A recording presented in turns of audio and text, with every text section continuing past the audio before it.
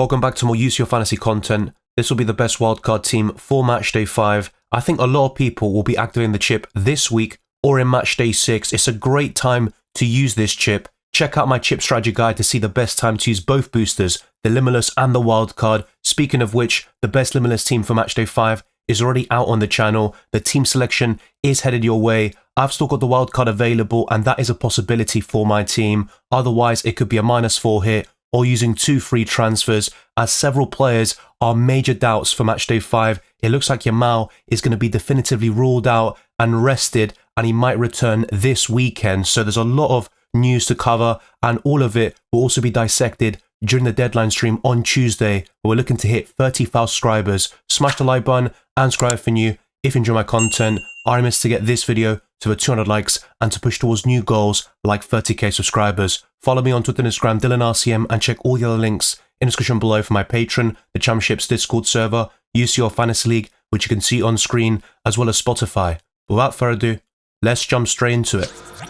My squad value is 100.9 million. Some of you might have even more at your disposal, and I could suggest some possible upgrades in certain positions, but I think in a lot of cases, you might have even less money at your disposal, and I'll be suggesting some possible downgrades that are still very competitive and not too far off the level of the players discussed in this best wildcard team. It's not just a tool for one match day. The wildcard is by far the most powerful chip because it's a long-term tool that really in this case would actually help you until match day 8. Then after the league phase is done, you get unlimited transfers in match day 9, and also in match day 11 you only have one limitless and wildcard per tournament, so bear that in mind. And I think the general strategy, at least in recent seasons, is to use both in the league phase, but things are a bit different this season, and there is definitely a case to save the wildcard chip for later in this season. But I have to say, with the number of transfers that you have in the knockouts, you can still use it in match day 5 or 6 and actually really gain a lot from this chip.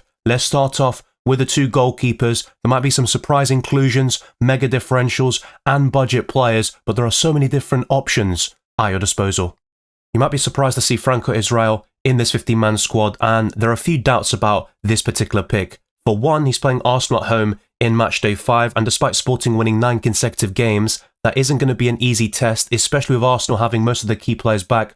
Only White, Tomiyasu and Tierney remain missing for the Gunners, and Odegaard has made a massive difference since coming back into that side. They beat Nottingham Forest 3-0 this weekend, and they put in a very convincing performance, particularly in the first half. And Franco Israel was benched this weekend, but it's also kind of a reoccurring theme this season because it was in the Cups, and Franco Israel is now the first choice technically in the Portuguese League and the Champions League. Now with Ruben Amorim leaving the club, there is the possibility that the new manager who used to manage the under-19s for Sporting, he might feel differently about the goalkeeper situation. So keep your eyes peeled. This might not be the safest pick, but I firmly believe Franco Israel will start in the Champions League until the end of the league phase, and at 4 million, you're not going to get a better option between the sticks. The first choice goalkeeper though would be Kobel. He does play Barcelona fairly soon, but 3 out of the next 4 fixtures are very enticing for Borussia Dortmund, and that includes Dynamo Zagreb away from home in match day 5, and Kobel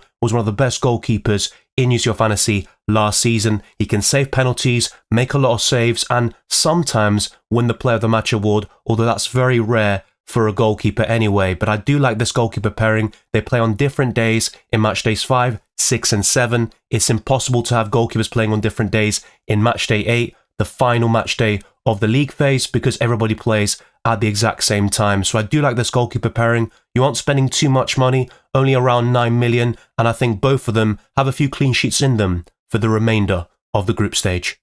In the best limitless team video, I highlight AC Milan assets like Theo Hernandez, and I think it applies even more for the best wildcard team because they have the best fixtures for the remainder of the league phase. So over the next 4 game weeks, I think AC Milan can keep 1 or 2 clean sheets. Theo Hernandez also has attacking potential, and I think he could be a great option for the wildcard and your normal transfers. I'll be discussing him as well in the team selection coming up. But you can also go for Magnan in goal. They both cost the exact same amount of money at 5.5 million. And you might want to go for a cheaper option like Tomori, who was benched over the weekend against Juventus in that 0-0 draw. But he has started every single game in the Champions League this season. The second defender, though, is going to be a certain Jules Koundé, who got a few assists back in matchday 4 He didn't play particularly great in the recent Barcelona game against Celta Vigo, a 2-2 draw, but he's a great UCL fantasy option because of ball recoveries. He's got the odd assist in him, but that's not something I really highlight when discussing Jules Koundé. And Barcelona can keep a few clean sheets, but they do face Benfica,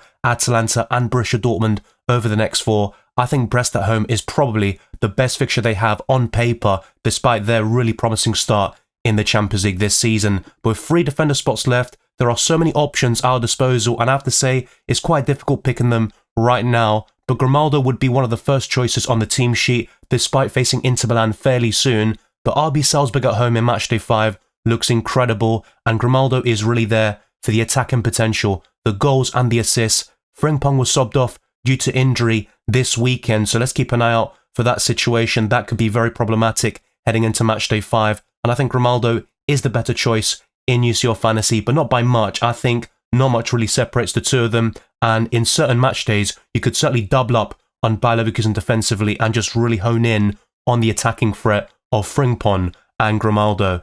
The 4th defender, though, has a really tough fixture in Matchday 5, but he's been incredible in the Champions League this season, and that is Gabriel, who finally kept the clean sheet in FPL for the first time since Game Week 4, and I think he's got so much potential as a defender because of the goal threat from set pieces, although he has been lacking in recent weeks, and I also think Arsenal can keep many clean sheets. Only 1 goal conceded in the Champions League this season, and that came from a penalty which Çalhanoğlu dispatched. So I think Arsenal can keep 1 or 2 clean sheets over the next 4 match days, but I think Sporting away is probably the toughest fixture they have remaining, but football isn't played on paper. Let's see how Gabriel and Arsenal fare against the informed striker Gyökeres. That's going to be a great clash indeed, but let's complete this defensive line with a contentious pick potentially, especially considering recent form. But I'm going for Akanji, who has been really good in the Champions League, but in FPL, that's definitely not been the case, and Man City have lost 5 consecutive games for the first time in 18 years. Guardiola's never lost 5 consecutive games in his career, and things are going from bad to worse for the citizens. They play Liverpool away in the Premier League up next, but Feyenoord at home in between. I think they'll get the victory here, and a convincing performance is needed to maybe reinstate a bit of faith in the Premier League title race and also in the Champions League, where they remain one of the favourites, but the likes of Barcelona and Liverpool are in much better form, and those two would probably be 2 of the favourites for the Champions League right now. But it is a long season, I have to say that. Another option is Gvardiol from the same team. He made 8 key passes against Tottenham despite losing 4-0 at home, and you've got other options in this defensive line like Saliba, Jurriën Timber, and you might want to go in a different direction with Emre Can and an Inter Milan defender potentially. There are so many different options in all positions, and also Konate, despite facing Real Madrid at home this week, where I probably think Los Merengues get a goal or 2, I think in future match days, Liverpool can keep 2 or 3 clean sheets in the remainder of the league phase. Let me know your thoughts down in the comment section below as always. Let's move on to the midfielders.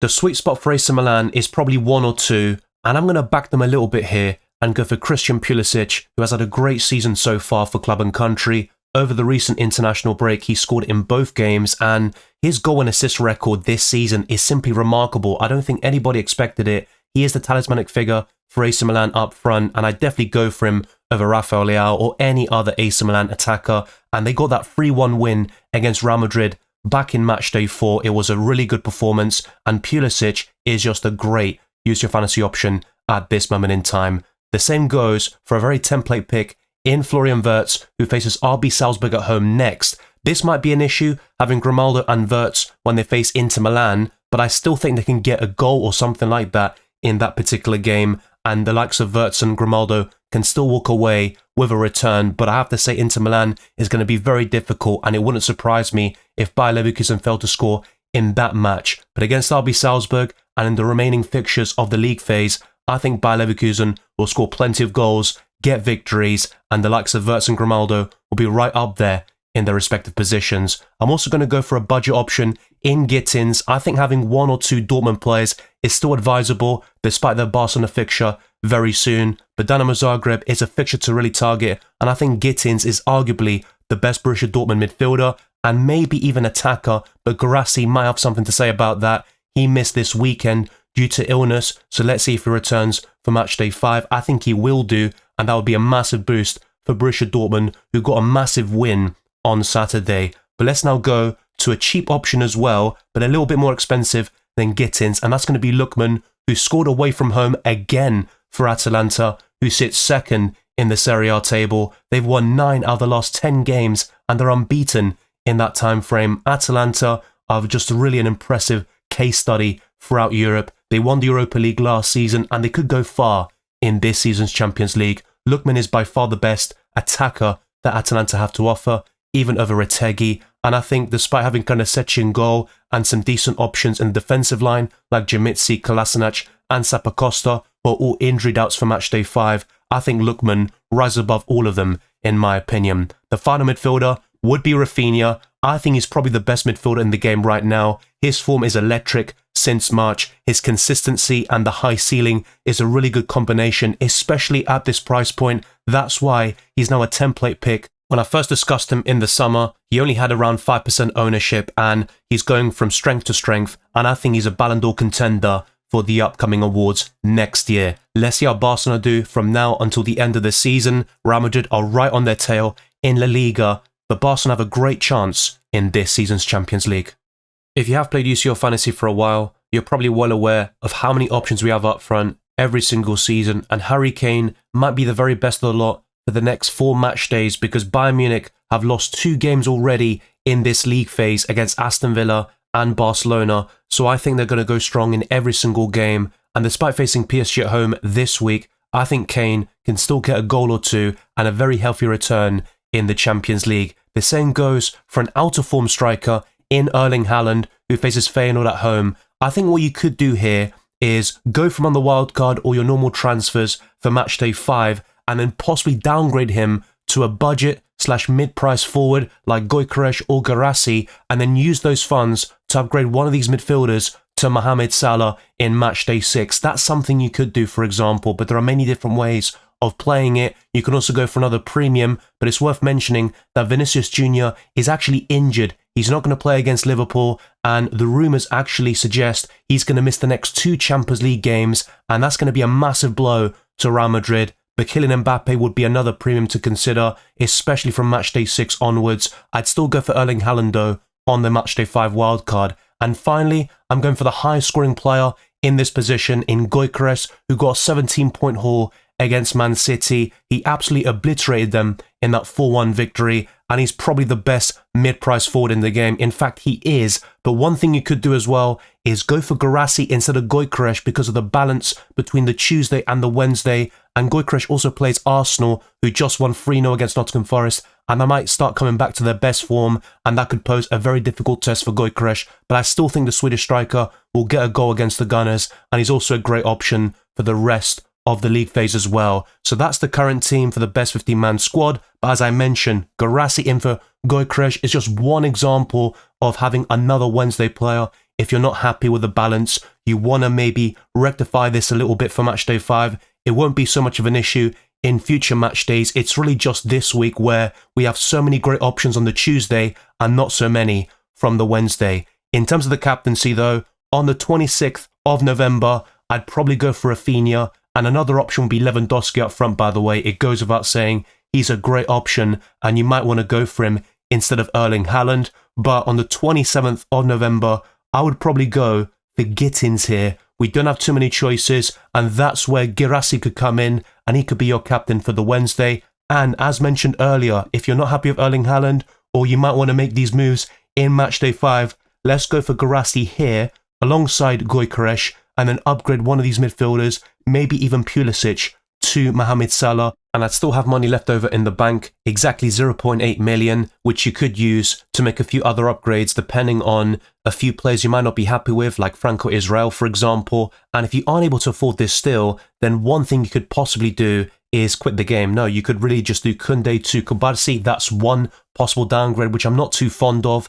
Theo Hernandez to Tomori is another, or any budget defender that has good fixtures for the last 4 match days of the league phase. Let me know your thoughts down in the comment section below, and thank you very much for watching this video and listening to this podcast. If you enjoyed it or found it useful, then be sure to smash the like button and subscribe for new. Our aim is to get this to over 200 likes and to keep on pushing towards 35 subscribers and beyond. Follow me on Twitter and Instagram, DylanRCM, and check all the links in the description below for my Patreon and the championships, for early access to my videos, amongst many other perks, the Discord server, UCL Fantasy League, Draft Hound, as well as Spotify. Leave a 5-star review on my podcast. It goes a long way to supporting my channel. I wish you all the best of luck for Matchday 5 and the rest of the season, and I'll see you next time.